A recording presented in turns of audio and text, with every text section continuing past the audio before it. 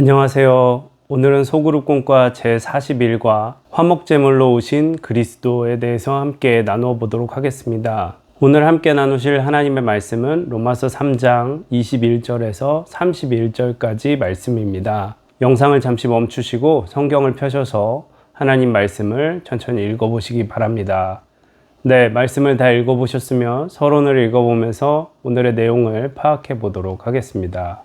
바울은 죄인이 죄를 용서받고 의롭게 되는 것은 하나님의 전적인 은혜라고 했습니다. 자기 아들을 십자가의 화목제물로 삼으신 하나님은 그 이름을 믿는 사람은 누구든지 구원해 주셨습니다. 예수님은 그리스도인으로 살아가는 우리에게 신앙과 삶의 중심이 되십니다. 따라서 예수님이 어떤 분인지 아는 일은 무엇보다 중요합니다.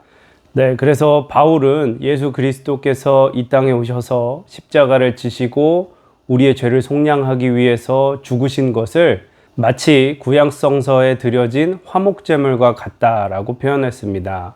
예수님은 우리의 화목제물이 되셔서 죄로 인해 단절되었던 하나님과 우리를 회복시키시고 십자가의 은혜로 우리의 죄를 단숨에 속량하셨습니다. 그렇다면 이제부터 본론을 읽어보면서 예수님이 화목제물로 오신 것이 어떤 의미이고 또 무엇을 하셨는지 한번 살펴보도록 하겠습니다. 그러면 본론의 내용을 읽어보겠습니다. 화목제물로 오신 예수님께서 하신 일은 무엇입니까? 첫째, 속량해 주셨습니다. 하나님은 죄인인 우리를 의롭게 하시기 위해 하나님의 의를 나타내셨습니다. 율법으로는 의롭게 될 수 없음을 안 바울은 예수 그리스도를 믿음으로 의롭다함을 얻는 거듭남의 비밀을 증거했습니다. 죄가 없으신 예수님은 하나님의 뜻에 따라 인간의 죄를 속량하시기 위해 십자가에서 돌아가셨습니다. 죄인인 우리가 하나님과 화목할 수 있는 이유는 예수님이 우리 죄를 대신 짊어지고 희생 제물이 되셨기 때문입니다. 이 사실을 믿을 때 우리는 죄 사함을 받고 구원을 얻습니다. 죄의 문제를 피해갈 수 있는 사람은 없습니다. 예수님의 대속의 은혜로 죄 사함을 받은 사람은 누구든지 하나님의 영광에 이르는 자녀가 됩니다. 네, 그래서 십자가의 화목제물로 돌아가신 예수님은 그의 희생을 통해서 우리의 죄를 용서하셨습니다. 죄가 없으신 예수님께서 우리 모든 인류의 죄를 짊어지고 십자가에서 대신 그 죄의 값을 치러주신 것입니다. 우리 인간은 스스로의 죄를 속량하거나 해결할 수 없었기 때문에 하나님께서 우리를 사랑하시어 그 은혜로 말미암아 예수 그리스도를 대신하여 우리의 죄를 속량하도록 하신 것입니다. 그러므로 우리 그리스도인들은 이제 죄와 사망의 권세에서 벗어나서 오직 예수 그리스도의 말씀을 따라 하나님의 영광을 위하여 사는 자녀들이 되어야 될 줄로 믿습니다. 네, 그러면 계속해서 두 번째 문단도 읽어보겠습니다. 둘째, 의롭게 하셨습니다. 바울은 하나님이 죄 아래에 있는 모든 사람을 의롭게 하시려고 예수님을 화목제물로 삼으셨다고 했습니다. 하나님은 우리의 모든 불의한 것과 죄의 책임을 예수님에게 전가시키셨습니다. 독생자 예수 그리스도를 대신 죽게 하심으로 자기의 의를 나타내셨습니다. 율법은 우리의 죄 상태를 깨닫게 하지만 죄의 문제를 해결해 주지는 못합니다. 그러나 대속의 피는 다릅니다. 죄의 문제를 깨끗이 해결해 줍니다. 예수님이 지신 고통의 십자가는 우리가 마땅히 받아야 할 고난이며 죽음이었습니다. 하지만 예수님이 대신 감당하심으로 우리의 죄를 보혈로 씻어주시고 의로 옷 입혀주셨습니다. 하나님은 예수님과 그 대속의 피를 믿는 자들을 의롭게 여긴다고 하셨습니다.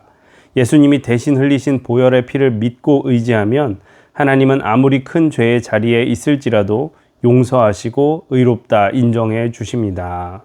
네, 그래서 하나님께서는 죄인인 인간을 하나님 나라에 합당한 의인으로 삼으시기 위하여서 우리의 죄를 예수님께 대신 지시게 하시고 예수님의 의를 우리에게 허락하셨습니다. 그러므로 실제로 우리는 의롭지 않고 연약하고 부족하지만 예수님의 그 의로 말미암아 하나님 나라의 자격을 얻게 된 것입니다. 또한 하나님께서는 자격을 우리에게 주셨을 뿐만 아니라 성령을 통하여서 우리를 하나님 닮도록 예수 그리스도의 장성한 분량까지 자랄 수 있도록 주님께서 인도하시고 함께 하신다는 것을 기억하시기를 바랍니다. 그래서 화목제물이 되신 예수 그리스도의 십자가는 우리를 의롭다고 칭해 주실 뿐만 아니라 우리를 실제로 의로운 하나님의 자녀로 만들어 가시는 은혜라는 것을 꼭 기억하시기를 바랍니다.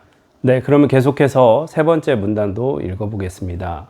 셋째, 구원해 주셨습니다. 바울은 죄인이 하나님 앞에서 의롭게 되는 것은 행위가 아니라 오직 믿음의 법으로만 가능하다고 선포했습니다. 누구든 자기 의로는 구원을 받을 수 없습니다. 죄인인 우리를 의롭다 하실 수 있는 분은 하나님 한 분뿐입니다. 바울은 할례받은 유대인이나 할례받지 않은 이방인 모두 믿음으로 구원을 받을 수 있다고 했습니다. 하나님은 독생자 예수를 믿는 사람은 누구나 의롭게 하시고 구원을 받게 하시는 만유의 아버지이십니다. 믿음으로 자기 죄를 인정하고 회개한 사람의 죄는 더 이상 기억하지 않으십니다. 우리는 오직 주의 은혜로 의롭다 하심을 얻었기에 내 행위와 의에 대해 자랑할 것이 없습니다.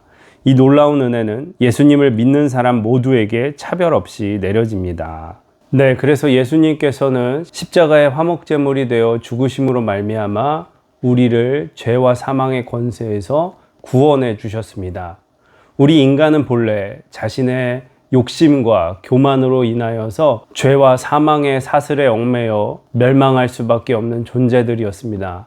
그러나 하나님께서는 그러한 우리를 사랑하시고 또 긍휼히 여기셔서 오직 예수 그리스도를 통하여 우리를 구원하실 수 있는 은혜의 길을 열어주신 것입니다. 그렇기 때문에 누구든지 예수 그리스도를 주로 믿고 그분이 나의 죄를 속량하셨음을 또 의롭게 하셨음을 믿고 의지하면 하나님께서는 우리를 구원해 주신다는 것을 성경에 약속해 주셨습니다. 그렇기 때문에 우리는 그 구원의 은혜를 누리고 또 전해야 하는 사명이 있음을 기억하시기를 바랍니다.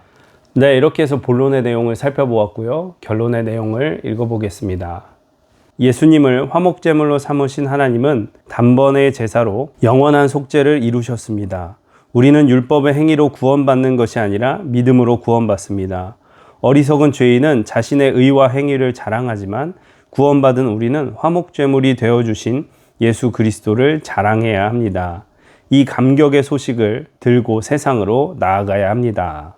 네, 이렇게 해서 소그룹공과 제41과 화목제물로 오신 그리스도에 대해서 함께 나눠보았고요. 묵상 질문과 삶에 적용하기를 천천히 읽어보시기를 바랍니다.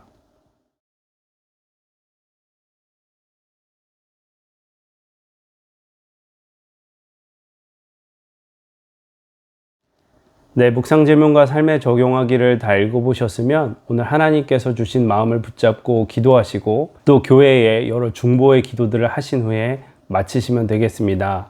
수고 많으셨습니다. 감사합니다.